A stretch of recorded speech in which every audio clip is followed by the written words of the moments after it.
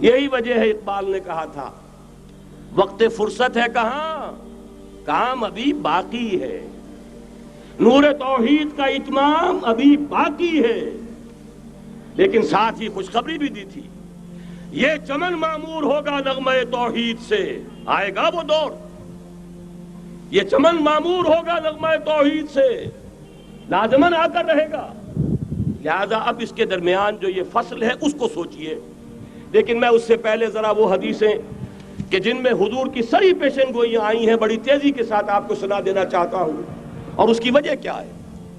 یہ زمینی حالات جنہیں میں نے کہا تھا انہیں دیکھیں، ظاہر بات ہے کبوتر کی طرح آنکھیں بند کرنے کا تو فائدہ نہیں، حقیقت کو دیکھنا پڑے گا۔ حقیقت کو دیکھتے ہیں تو دل بیٹھ جاتا ہے، مایوسی کے اندھیارے چھا جاتے ہیں، امید کی کوئی کرن کہیں نظر نہیں آتی۔ کہاں نظر آئے؟ مولانا نے کتنا عمدہ نقشہ کھینچا ہے، کہاں ہے وہ اسلام؟ مسلمان تو ہیں، 1 ارب سے زیادہ ہیں، لیکن کوئی پوچھے 1 انچ زمین دکھاؤ جہاں اسلام تم نے نافذ کیا تو وہاں ہمارے ہاتھوں کے طوطے اڑ جائیں گے۔ نتیجہ یہ ہے کہ حالات تو زمینی جو ہے وہ ہے مایوس کن۔ اس میں ظاہر بات ہے کہ امید کا دامن تھامنے کے لیے ہمیں کوئی چیز چاہیے، اور وہ چیز ہے جو محمد عربی صلی اللہ علیہ وسلم اپنی خوشخبریوں کی شکل میں دے کر گئے۔ آپ نے اپنے دور سے لے کر قیامت تک 5 دور گنوا دیے۔ تکون النبوۃ فیکم ما شاء اللہ ان تکون ثم یرفع اللہ اذا شاء یرفعها ثم تکون خلافۃ علی منہاج النبوۃ ثم تکون ملکا عاضا ثم تکون ملکا جبریا ثم تکون خلافۃ علی منہاج النبوۃ۔ یہ طویل حدیث کا میں نے صرف خلاصہ سنایا ہے آپ کو۔ مسند احمد ابن حنبل کی روایت ہے، حضرت نعمان ابن بشیر راوی ہے رضی اللہ تعالی عنہ۔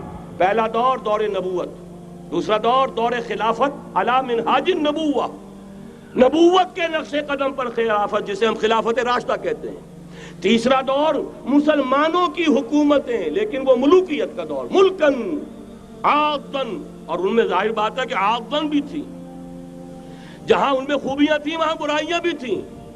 وہی حجاج ابن یوسف جس نے ایک مسلمان لڑکی کے خط کے اوپر فوج بھیجی ہے، وہی حجاج ابن یوسف ہے کہ سینکڑوں تابعین کے سر اس نے قلم کرائے ہیں، وہی حجاج ابن یوسف۔ وہی خلیفہ کہ جس نے فوج کشی کی اجازت دی تھی سندھ پر، وہی خلیفہ ہے جس نے بلا کر محمد ابن قاسم کو شہید کیا ہے کہ یہ پاپولر ہوتا چلا جا رہا ہے، ملوکیت کے لیے تو اس سے بڑا خطرہ اور کوئی نہیں۔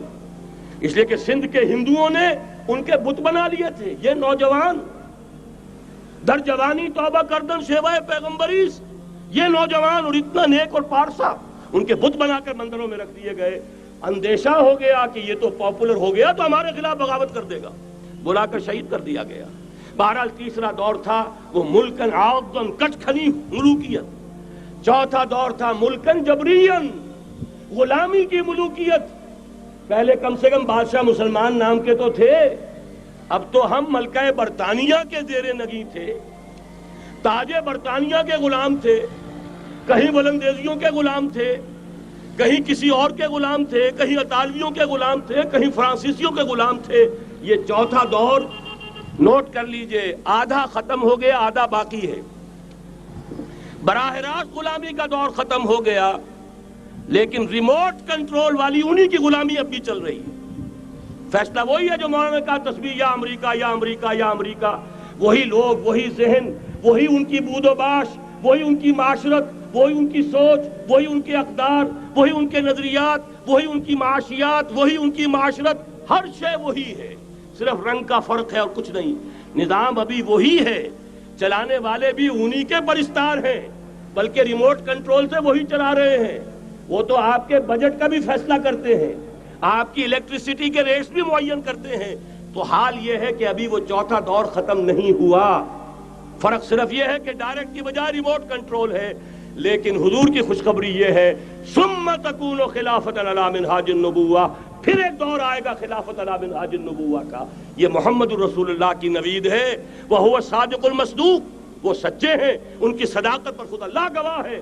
لہذا وہ دور آ کر رہے گا، اس میں کسی بھی بندے مومن کے لیے کسی شک و شبے کی کوئی گنجائش نہیں۔ اگلی حدیث اگلی سنیے، اب جب یہ دور آئے گا،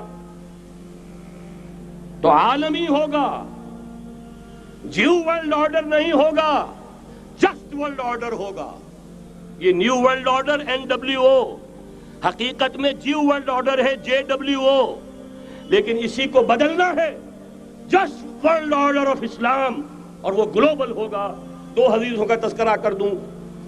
حضرت ثوبان حضور کے ایک آزاد شدہ غلام تھے، وہ روایت کرتے ہیں، مسلم شریف کی روایت ہے، یہ صحیحین میں فرماتے ہیں کہ حضور نے ارشاد فرمایا، ان اللہ زوالی الارض فرأیت مشارقها ومغاربها وان امتی سیبلغ ملکها ما زوی لی منها، رواہ مسلم رحمہ اللہ۔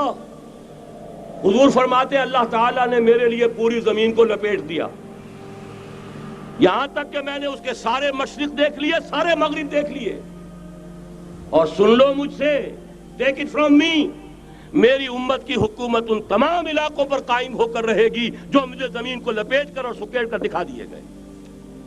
گلوبل ہوگی کہ نہیں؟ دوسری حدیث سنیے، یہ پھر مسند احمد ابن حنبل کی ہے۔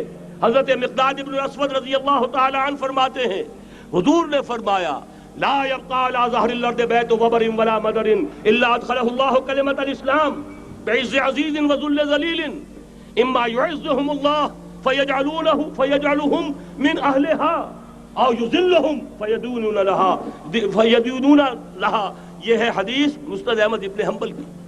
اور حضرت مقداد فرماتے پھر میں نے کہا اچھا تب تو ہو جائے گی وہی بات، وَيَكُونَ الدِّينُ كُلُّهُ لِلَّهِ، دین کل کا کل اللہ کے لیے ہو جائے گا۔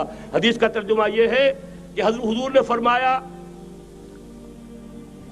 روئے زمین پر نہ کوئی اینٹ گارے کا بنا ہوا گھر رہے گا، نہ کوئی اونٹ کے بالوں کے بنے ہوئے کمبلوں کا خیمہ رہے گا جس میں اللہ تعالیٰ کلمہ اسلام کو داخل نہ کر دے۔